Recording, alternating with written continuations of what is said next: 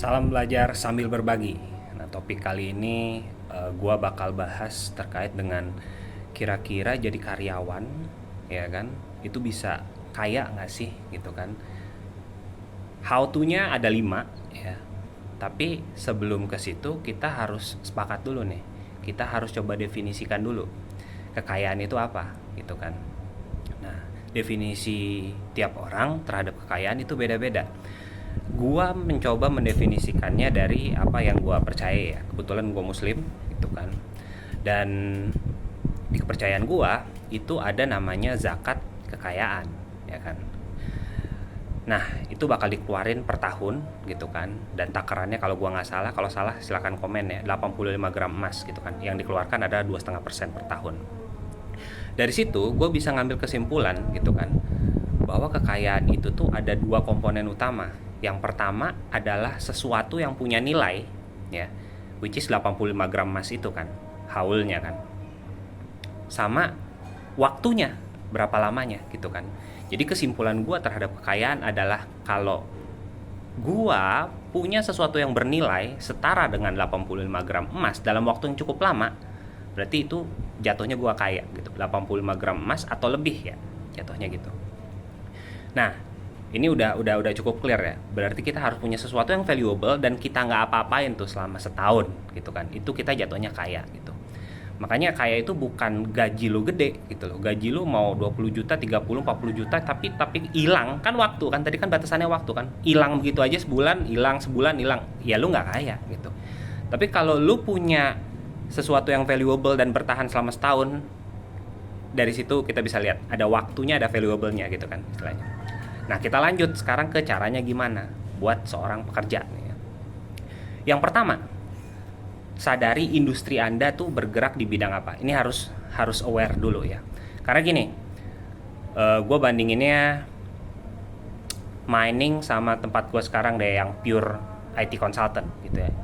Dari standar gaji udah beda gitu kan. Makanya kan kalau orang tua zaman dulu kan masuk mining karena gajinya gede. Betul, karena realitanya kayak gitu. Jadi nggak fair kalau kita bilang gaji kita kecil tapi ngebandinginnya sama industri yang beda. Kayak misalnya industri gua di IT consultant, terus habis itu gua bandingin sama mining, kok gede banget dia, wah nggak fair nih. Nah, itu harus kita sadarin. Tiap industri biasanya punya range gaji berbeda-beda. Itu nomor pertama. Yang kedua adalah skill gitu kan. Skill itu ya bisa hard skill, bisa soft skill gitu kan. Itu dipertajam terus gitu kan. Makin panjang experience kita terhadap mungkin spesifik skill gitu kan. Baik itu mungkin coding juga spesifik juga kan. Ada back end, ada front end segala macam, atau mungkin bagian infrastructure segala macam kalau IT ya. Atau mungkin di skill yang lain yang mungkin gue juga nggak bisa jelaskan gitu kan. Pertajam terus skill kita karena makin kita punya skill yang bagus di area itu gitu kan, value kita pasti otomatis makin naik gitu kan. Dan jangan lupa soft skill juga, komunikasi segala macem gitu kan. Nah, kalau kita adalah sebuah perusahaan gitu, hard skill kita yang tadi gue bilang misalnya ngoding, itu adalah sesuatu produk yang kita bisa jual ke orang lain. Nah, soft skill kita itu ya marketing kita gitu loh. Jadi kita bakal lebih valuable lagi kalau kita bisa ngasih tahu kalau kita tuh berharga gitu kan, otomatis gitu kan. Nah, yang ketiga, kan tadi apa aja udah, industrinya kita udah aware, skill kita tambahin terus gitu kan. Nah, yang ketiga ini adalah pastikan kalian tahu pengeluaran kalian itu sebulan itu berapa sih. Coba deh catat gitu, detailin satu-satu. Misalnya setelah didetailkan, oh ternyata pengeluaran gue sebulan misalnya ya 5 juta misalnya gitu kan. Coba lihat lagi baik-baik, ini ada nggak yang bisa dibuang sebenarnya, yang nggak utama tuh ada nggak gitu kan, misalnya yang masih bisa dibuang, misalnya gitu kan, kalian subscribe Netflix tapi nggak pernah nonton, itu gampang banget tuh dibuang tuh, kayak gitu tuh dibuang aja tuh sampai dapet yang bener-bener utama. Satu bulan itu hidup kita tuh berapa juta sih kira-kira gitu kan. Itu ya step ketiga gitu.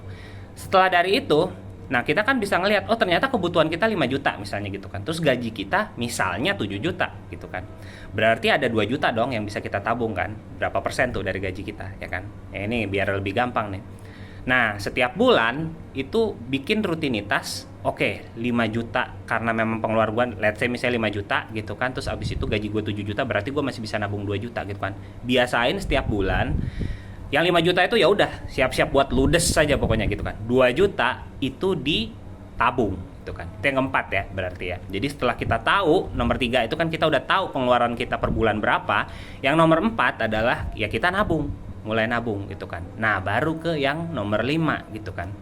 Seperti yang kita tahu kalau kita nabung, terus kita nabungnya di bank dalam waktu yang jangka yang lama, itu kan inflasi guys ya. Ini kan kalian juga pasti tahu gitu kan. Jadi duit kita diindepin misalnya udah 20 juta gitu kan, tiap tahun tuh value-nya terus-terusan turun gitu kan. Makanya setelah kita nabung kita harus tahu nih kita mesti ngapain dengan tabungan kita gitu kan. Cara paling males saja deh Pak, paling males mikir gitu kan.